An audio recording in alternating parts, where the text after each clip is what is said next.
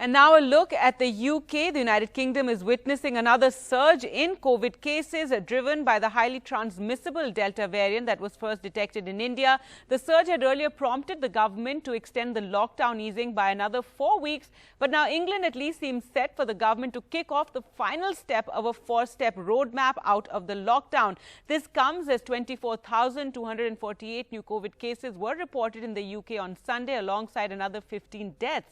More than 63%, however, of the UK adult population has now received a second vaccine dose. Well, to talk more about England, we're joined by Dr. Veer Pushpak Gupta, physician, National Health Service, UK. Thank you so much, Dr. Veer, for joining us on the program again. And first and foremost, so it does seem that England is headed to lift all restrictions, or most restrictions rather, in a few days. Yes, thank you for having me on the show once again, Gargi. It does seem like that, yes. And I think the reason for that is that if you look at the numbers that have gone up, 24,000 cases, as you mentioned, daily, that's an 181% rise in the last 2 weeks due to the Delta and the Delta Plus variant that is now the prevalent variant in the United Kingdom.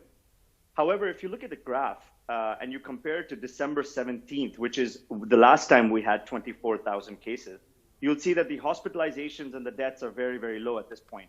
And I think a lot of that has to do with the vaccination that has happened in the UK. As you said, 60% and more of the population has been vaccinated. And Public Health England just released a study saying that if you have had 2 doses of the Pfizer or the AstraZeneca vaccine, the chances of hospitalization go down by 92%.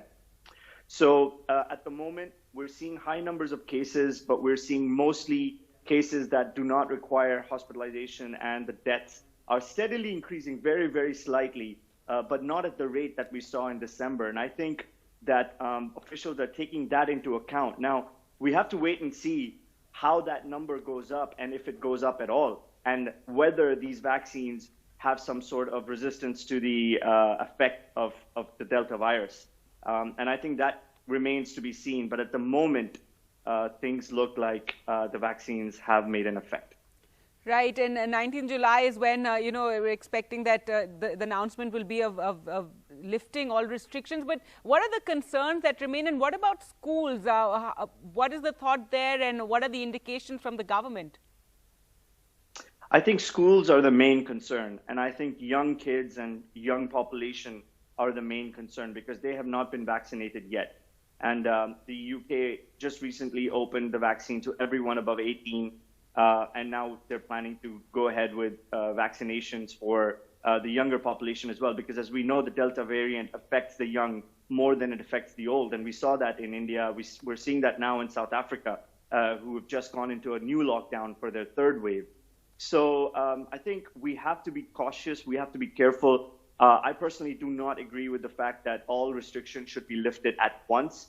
I think that the delay from June 21st to July 19th already caused a 50% decrease in the rise of infection. So social distancing, mask wearing are restrictions that should be in place until we have a complete hold on this virus. However, it remains to be seen if the UK will do that. Economic concerns, travel concerns, there are international sports events going on in the UK at the moment. So there's a lot of things that are weighing on the government's mind, but the NHS is cautious. Right. In fact, you talked about travel, and across the world, across Europe as well, the Delta variant is gaining more ground, and more cases are being reported. So that's going to be very interesting, or rather concerning, going forward as to how, to control the movement, and where you see spikes, and how to, suppress numbers. But as you said, it's vaccinations that is the way out, and UK doing very well, but other parts of Europe aren't doing so well when it comes to vaccinations. And I think that is the tricky part in opening up travel. If you have a nation that is now vaccinated close to 60 to 70% of the population, and you open up travel, and then you have people coming in from various countries that may or may not have completed their vaccination, although there will be restrictions in place for that. But, the mixing of populations, the entry of new variants, we know that the Delta variant entered the United Kingdom in 4 or 5 days at the time that the UK took to close down flights from the subcontinent. And I think that it just takes a few days nowadays for a variant to cross over to another part of the world. So that is the main concern in opening up travel. And that's why the UK has largely been closed to the rest of the world for the last year or so. All right, and when you talk about, the last restrictions to be lifted, what exactly are we talking about, if you could explain to us? Well, the plan is that they're going to restrict all restrictions, which is mask wearing, social distancing, the restrictions on numbers of people within a closed setting, and it'll just go back to life before the pandemic. Now, how much of that is going to happen is still to be known. I think Boris Johnson is going to make an announcement on the 12th of July, and he will be laying down the roadmap for that opening of restrictions. But as you know, the Health Secretary of the United Kingdom has recently been changed, and I think that his ideas might be different to the previous ones. So it remains to be seen how far we go in terms of lifting the restrictions, but it will be interesting to see what happens once those restrictions are raised. All right, Dr. Gupta, thank you so much for joining us on this issue.